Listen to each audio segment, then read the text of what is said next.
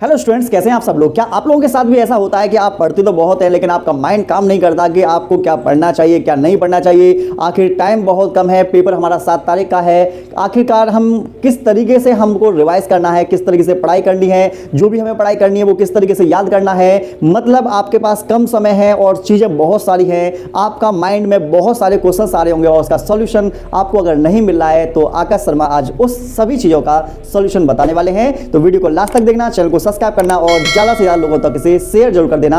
चाहे आपका व्हाट्सएप का ग्रुप हो, चाहे टेलीग्राम का ग्रुप हो, चाहे आपका इंस्टाग्राम का कोई दोस्त हो, शेयर जरूर करना जिससे कि उन लोगों को भी इन्फॉर्मेशन मिल सके।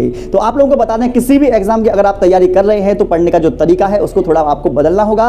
हार्ड वर्क आप लोग करते ही हैं लेकिन हार्ड वर्क के साथ साथ आप लोगों को स्मार्ट वर्क करना पड़ेगा, तभी आप लोग जो होंगे आपका जो ग्राफ तो छोड़ो, आपका जो आपका जो स्टडी है वो थोड़ी बूस्ट होगी और आप आगे की तरफ बढ़ पाएंगे। सबसे पहले आप लोगों को करना क्या चाहिए, अंडरस्टैंड एवरी कॉन्सेप्ट डीपली। देखो, आप किसी भी चीज को पढ़ते हैं तो आपको पहला काम क्या करना है कि मान लीजिए आपने किसी चीज को पढ़ने के लिए, मान लो आपने कोचिंग ज्वाइन करी हुई है, तो अगर आप कोचिंग पढ़ने के लिए जाते हैं तो 1 घंटे या 2 घंटे या 3 घंटे, जितने घंटे भी आप लोगों की क्लास चलती है, आपको फुल फोकस के साथ, फुल अटेंशन के साथ जो टीचर्स आप लोगों को समझाते हैं पूरा ध्यान उसमें लगा देना है। आपका दिमाग उस समय भटकना नहीं चाहिए। अच्छे से एक लेक्चर को सुनना है, समझना है और कोई अगर डाउट आता है तो तुरंत की तुरंत पूछना है, जिससे कि आपका जो माइंड है, जो भी सामने वाले आप लोगों को जो टीचर है वो समझा रहे हैं, वो आपको एकदम क्लियर समझ में आ जाए और घर पर जाकर आप रिवाइज करेंगे तो आपको कोई भी प्रॉब्लम ना हो।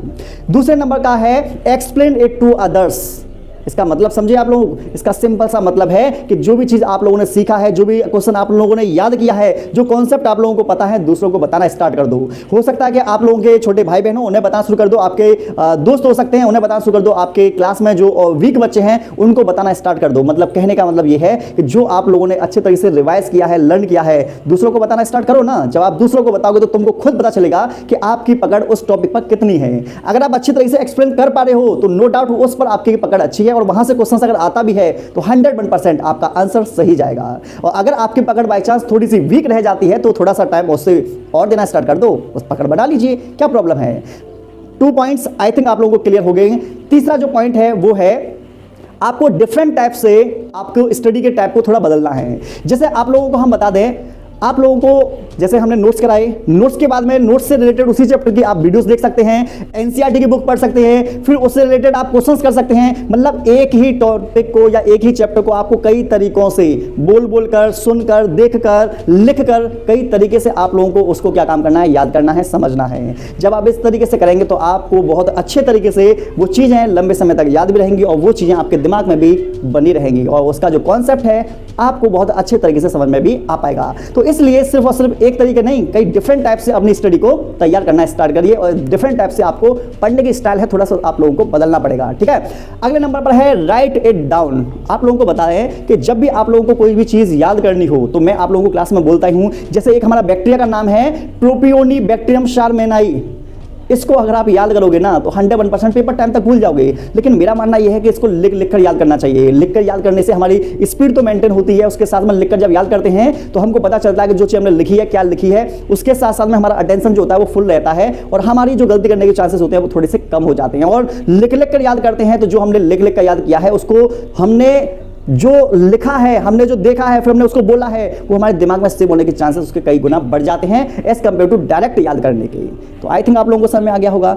उसके साथ साथ में एक चीज़ का आप विशेष कर ध्यान दें कि जब भी आप आंसर लिखें या फिर नोट्स बनाएं या शॉर्ट नोट्स बनाएं, उसमें अगर कोई की पॉइंट दे रखा है तो तुरंत उसे अंडरलाइन कर लिया करो। अगर उसमें कुछ स्पेशल पॉइंट दे रखा है या स्पेशल मान लो साइंटिस्ट का नाम दे रखा है या कोई डेट दे रखी है या कोई प्रॉपर्टी स्पेशल टाइप की दे रखी है, तुरंत उस चीज़ को अंडरलाइन किया करो, क्योंकि अंडरलाइन करने से वो चीज़ आपके माइंड पर बहुत अच्छा इंप्रेशन डाल दिया और बहुत अच्छे तरीके से उसे आप याद भी कर पाते हो। और तुम्हारा दिमाग भी काम करता है कि जब आप उन नोट्सों को पढ़ोगे तो आपका जो फुल फोकस है उस अंडरलाइन की तरफ ज़्यादा जाएगा, जिससे कि आपका काम बन जाता है।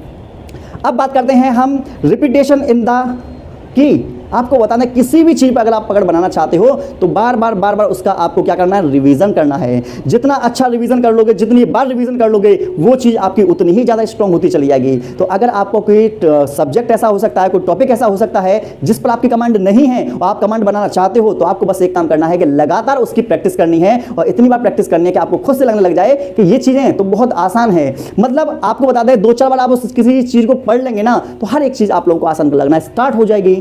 तो बस बस इतना सा आप लोगों को काम करना है और उसके बाद आप देखेंगे किसी भी एग्जाम में बैठेंगे, चाहे एमयू का हो, चाहे सीयूटी का हो, चाहे नर्सिंग का हो, चाहे आपका नीट का एग्जाम हो, चाहे जीमेंस का हो या फिर बोर्ड एग्जाम हो, किसी भी एग्जाम की प्रिपरेशन क्यों ना करने सही, आपका रिजल्ट भी इंप्रूव होगा और उसके साथ में रिजल्ट तो अच्छा आएगा ही, आपके अंदर कॉन्फिडेंस भी बहुत अच्छे तरीके से आएगा और आपकी जो पढ़ाई होगी वो भी जबरदस्त होगी। और हम यही तो चाहते हैं कि आप लोगों की पढ़ाई जबरदस्त हो, इसीलिए तो हम आप लोगों के सामने खड़े हुए हैं कि हम आप लोगों के अंदर कोई भी चीज की कमी है तो उस कमी को सुधार करवा पाए, उसके साथ साथ में आपको नई नई टिप्स बताते रहे जिससे उन टिप्सों को अप्लाई करके आप अपनी स्टडी में बूस्ट लगा सकें और अच्छे नंबर ला सकें। आप लोगों को वीडियो कैसी लगी कमेंट सेक्शन में जरूर बताइए और ऐसे ही इंटरेस्टिंग वीडियो देखने के लिए चैनल को सब्सक्राइब करना बिल्कुल ना भूलें। मिलते हैं नेक्स्ट वीडियो।